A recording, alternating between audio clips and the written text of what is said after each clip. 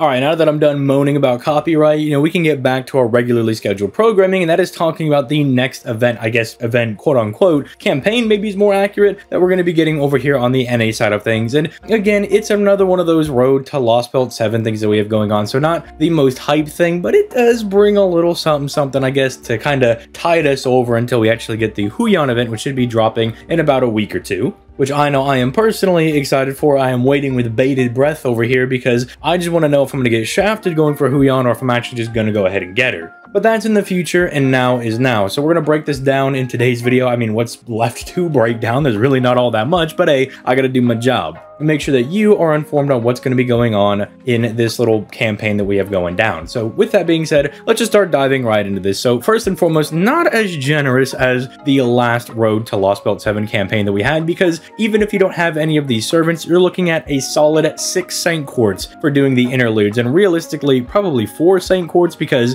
everybody has Caligula. He's literally free in the free-to-play gacha. But Romulus and Dioscuri, if you don't have them, I mean, that's a nice, like, 4 Saint Quartz. I guess everything does add up eventually, it's a little game of inches, I suppose. And it might tip you over the edge on some of those missions where, like, every 10 interludes that you do, you're able to get 10 Saint Quartz. So it's just kind of nice building up for that, every Saint Quartz counts, yada, yada, yada. But again, just kind of weird. Doesn't really feel as impactful with that one, which is a little bit unfortunate. Technically, you have 4 interludes that are going to be going into your mission count if you're looking at that, because you can still do the Sherlock and Canis one, and I would advise doing those just to at least get those missions, having a little bit of extra progress, but you don't get Saint Quartz for them, which is a little bit unfortunate. Like the other campaign, there's also going to be a bonus if you want to go ahead and try to bond farm some of the story-related servants, but really there's not a whole lot that we have here. I mean, it's Dioscuri, Masashi, Romulus, Canis, Europa, Sherlock, and then it's Caligula. Like, it's just that set of servants. Although I do understand that Masashi is quite popular, so if you want to bond farm for her, you can go do the Olympus free quest,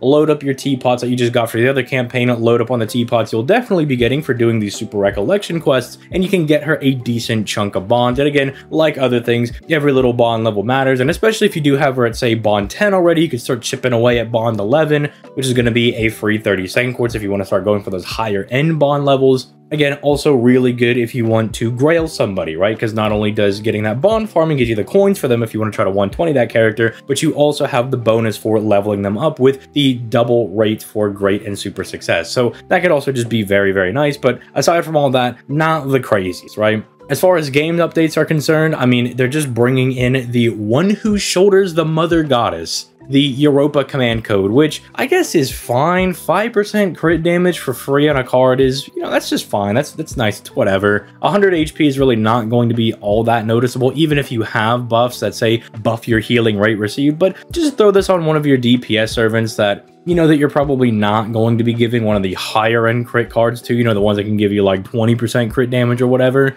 Just toss this one on just any of your DPS servants, because no one's going to say no to a little bit of extra crit damage. It's not going to make you win a fight or anything, but it will be nice for helping you just get that little bit of extra crit damage on one of your DPSs. We also, again, have limited time master missions, and do not worry if you've already finished Olympus, you will be getting all of these. Not the biggest deal. Again, 3 faux pas, 5 crystals for, reviving your way through Olympus if you do need that, which, to be fair, depending on your box, somebody like, say, Demeter could still kind of be a pain to get through. Aphrodite can also be a little bit annoying. Not nearly as much as, say, Demeter can be with her stacking a whole bunch of defense and healing herself, but again, she could still be a little annoying with, like, being able to seal your abilities and whatnot. So having the 5 Spirit Vein Stones to be able to give you 5 extra revives going through Olympus ain't all that bad. And then remember to at least run 3 of your free quests in Olympus, so that way you can get your 5 teapots and 1 each of your gold foes. Again, those do add up. If you're someone like me that is trying to 2k a lot of your favorite servants, each and every one of these does actually matter. So make sure you're collecting these when you can. But now on to the main content, the recollection quest. Again, make sure you do the normal boss fights,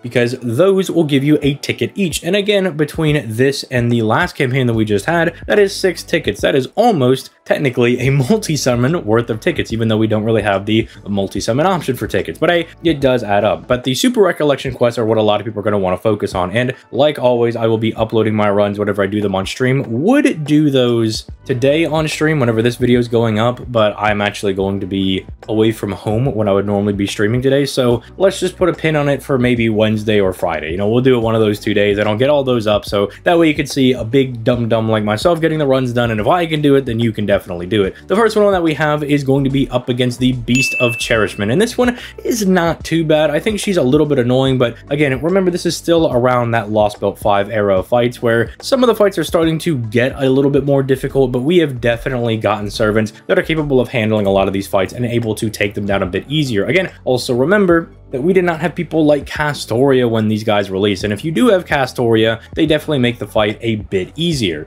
Now, if you're trying to find out what you're going to use to try to take out the Beast of Cherishment, if you're going to try to take advantage of some of her traits, unfortunately, she is a beast attribute, so you're not going to be bringing your Morgans, you're not going to be bringing any attribute-specific power mod against her, but she is chaotic and evil, so if you do happen to have Benny Enma, because speaking of Castoria, she happens to be pretty good for this fight, as she is a power mod against not only chaotic enemies, but also evil enemies, and she's single target, so she'll be hitting her pretty hard. Do also keep in mind that she has the demonic trait as well as also divinity, which does open her up to people like, say, Skyhawk, and even though it's not technically bonus damage, Enkidu does have the very high stun chance against enemies that do have divinity. For some reason, she doesn't have the threat against humanity. She's literally a beast. I don't know why she doesn't have that trait added onto her for this fight, but maybe it's because she's still a quote-unquote like budding beast at this point. She's not technically at her full power, not a technical full beast, but I don't know, I still think it's a little bit dumb. Regardless, you don't have to worry about, say, being forced to bring a support or anything along those lines. You can use whoever you want. You know, you're not going to have somebody like Masashi or Canis forced upon you for this fight. Also, keep in mind that you want to be using your demonic beast servants if you do have them. Someone like Melusine is very good for this,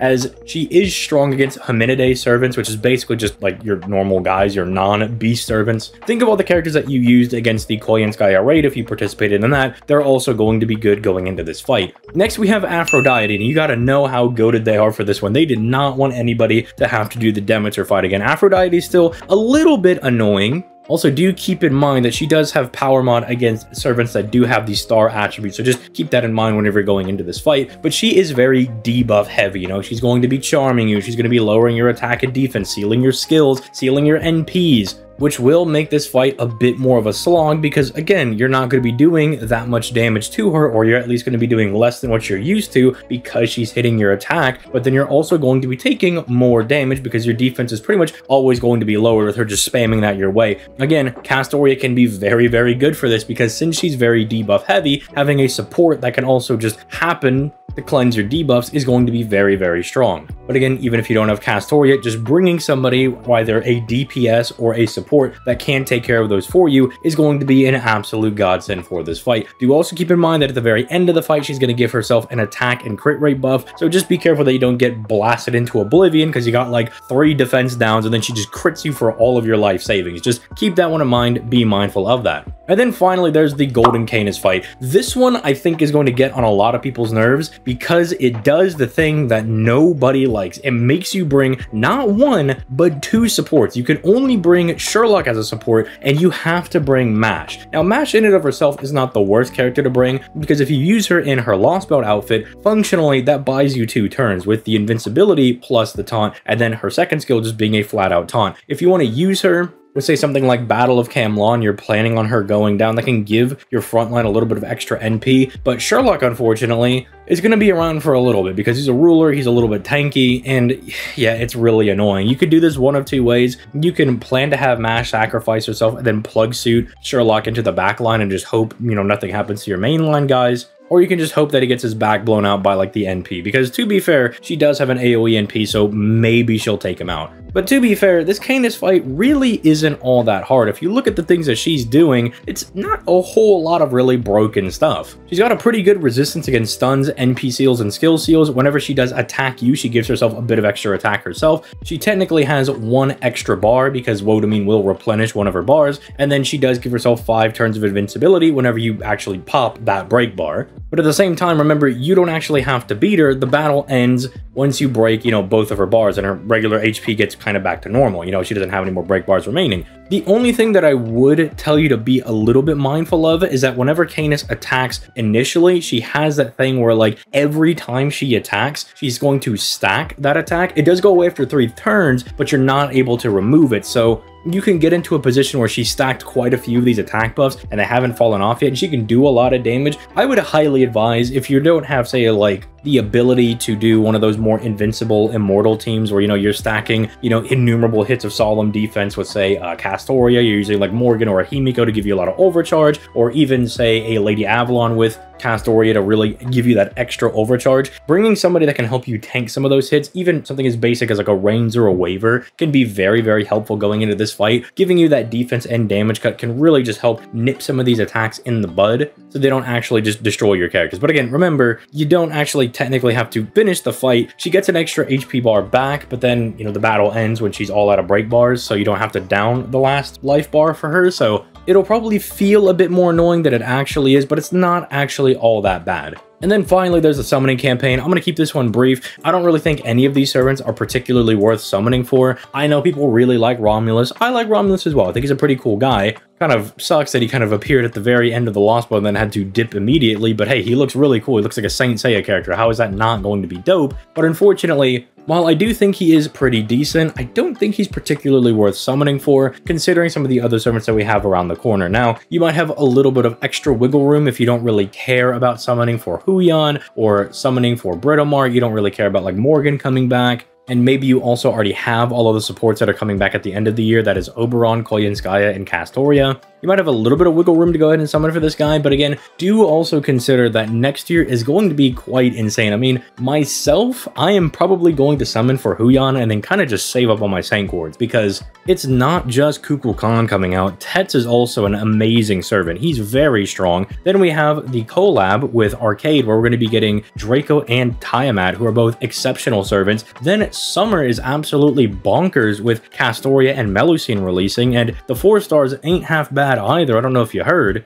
But then even looking towards the end of the year, we have Kenshin coming out, and Kenshin is just slightly good. She's just a little bit nutty. And that's also disregarding people like, say, Durga coming out, you know, when Ordeal Call 1 comes out. I mean, just like random bangers like that dropping. So unless you're a really huge fan of Romulus, I would highly advise you to skip out on this banner and just save for some of the better servants that are coming out. But again, if you really like Romulus, go ahead and go for it. And then at the same time, if you really like Dioscuri, Europa, wouldn't advise summoning for them because they are on every single banner. But hey, the heart wants what the heart wants. But with all that being said, I'm going to go ahead and get out of here. You guys have yourselves a nice day, and at least let me know who you're going to be summoning on for this banner if you are going to be summoning, and let me know what your strategy is for the recollection quests. But yeah, enough rambling. I'm going to get out of here. You guys have yourselves a nice day. Peace.